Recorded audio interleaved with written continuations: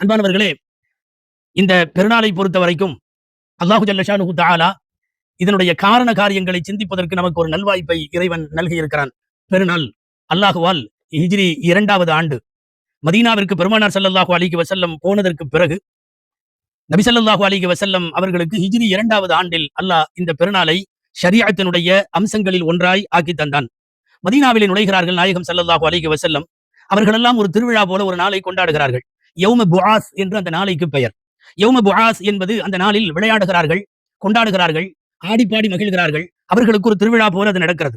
புஆஸ் என்பது அது ஒரு கோட்டை. அந்த கோட்டைக்கு அருகிலே போர் நடந்தது, சண்டை நடந்தது. மதீனாவினுடைய பிரபலமான 2 கோத்திரங்களான அவுஸ் ஹஸ்ரஜுக்கு இடையில் சுமார் 120 ஆண்டு காலங்கள் அந்த போர் நீடித்தது. அன்பானவர்களே, இவர்கள் இருவரும் அவுஸ் கோத்திரமும் ஹஸ்ரஜ் கோத்திரமும் யாரோ அந்நியர்கள் அல்ல. இவர்கள் சகோதர மக்கள் தான். சிறிய தந்தை பெரிய தந்தையின் மக்கள். நம்ம பாணியில சொன்னா இவர்கள் பங்காளிகள். ஆனால் சண்டையிட்டுக் கொண்டார்கள் ஏறத்தாழ 120 ஆண்டுகள்.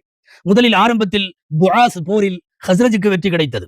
கொஞ்ச காலம் கழித்து திரும்ப அவுஸுக்கு அவர்களுக்கு வெற்றி கிடைத்தது. மாறி மாறி வெற்றி தோல்வியை சந்தித்து பல்லாண்டுகளாக போர்க்களம் புரிந்த அந்த நாளில் அந்த போர் நாளை நினைவு கூர்ந்து அவர்கள் திருவிழா கொண்டாடுவார்கள். அதிலே போரின் வீரதீர செயல்களை பாடி மகிழ்வார்கள். அதிலே உயிர் நீத்த காயம்பட்ட வீரதீர செயல்களை புரிந்த அவர்களை முன்னோரை பற்றியெல்லாம் ஆடிப்பாடி மகிழ்வதற்கு ஒரு பெருநாள். இந்த யௌம புஆஸை விசாரிக்கிற இந்த நேரத்தில் 2 அம்சங்கள் கவனிக்கத்தக்கது.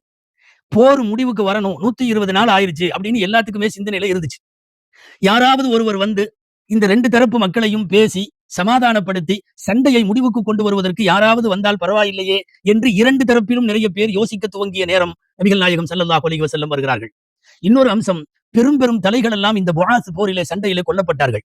வரலாற்றாசிரியர்கள் எழுதுகிறார்கள், பெருந்தலைகள் எல்லாம் போய்விட்டார்கள், வயதானவர்கள். அப்போதைக்கு இருந்த ஒரே ஒரு ஆள் முனாஃபிக்குகளின் தலைவனாய் பின்னாலே அறியப்பட்ட அப்துல்லாஹ் இப்னு உபை இப்னு சலூலை தவிர வேறு யாரும் அந்த வயது ஒத்தவர்கள் பெருந்தலைகள் யாரும் இல்லை. இப்படிப்பட்ட நேரத்தில் தான் இவர்கள் ஆடிப்பாடி மகிழ்கிற இந்த யௌம புஆஸ் என்கிற நாளை பற்றி கேள்விப்பட்ட நபி ஸல்லல்லாஹு அலைஹி வஸல்லம் சொன்னார்கள், கத் அப்தலகும் அல்லாஹு கைரம் மின்ஹுமா.